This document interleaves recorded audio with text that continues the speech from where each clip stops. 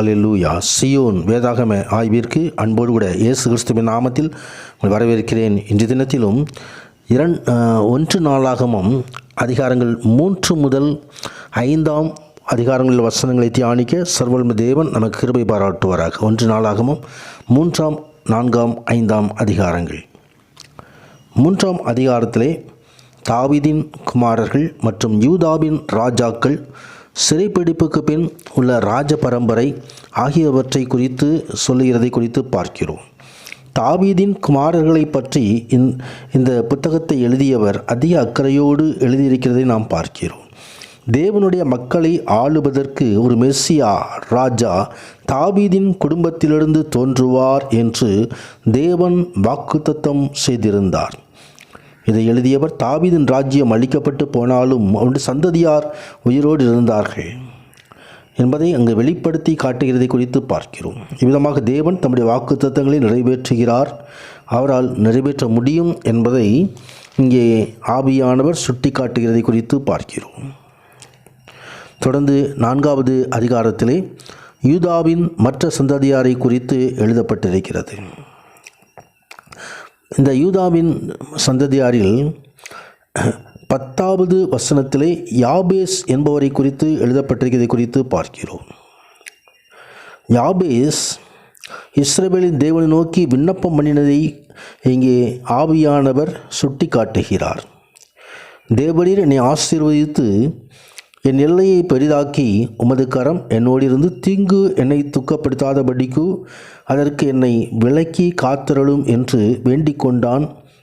அவன் வேண்டிக் கொண்டதை தேவன் அருளினார் என்பதை குறித்து பார்க்கிறோம்.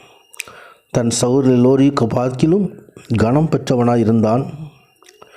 தாய் துக்கத்தோடே பெற்றேன் என்று சொல்லி யாபேஸ் என்று பெயரிட்டாலும் தேவனாய் கர்த்தர் அந்த யாபேஸை அவன் ஜெபத்தின் மூலமாக விண்ணப்பத்தின் மூலமாக ஆசீர்வதித்ததை குறித்து பார்க்கிறோம்.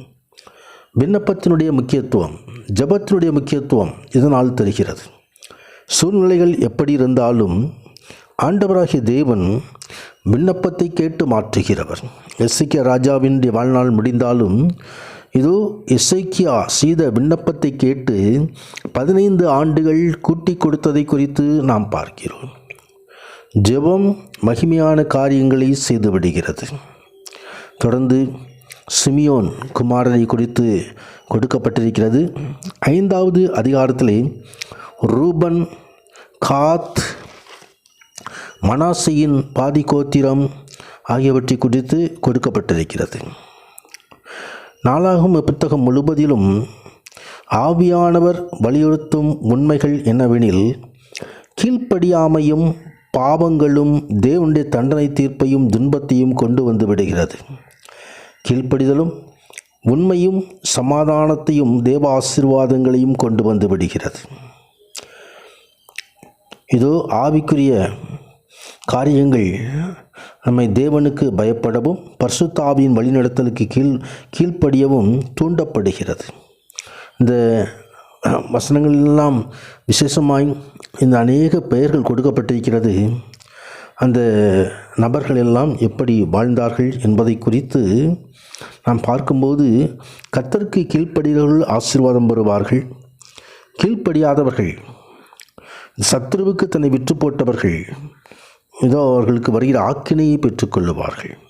நாம் தேவனுக்கு கீழ்ப்படிக்கிறவர்களாய் தேவன் வசனத்தின்படி நடக்கிறவர்களாய் காணப்படுவோம். உன்னதரான தேவன் தாமே மகிமையான ஆசீர்வாதங்கள் நம்ம நிரப்புவாராக. பரிசுத்த நாமத்துக்கு மகிமை உண்டாவதாக. ஆமேன், ஆமேன்.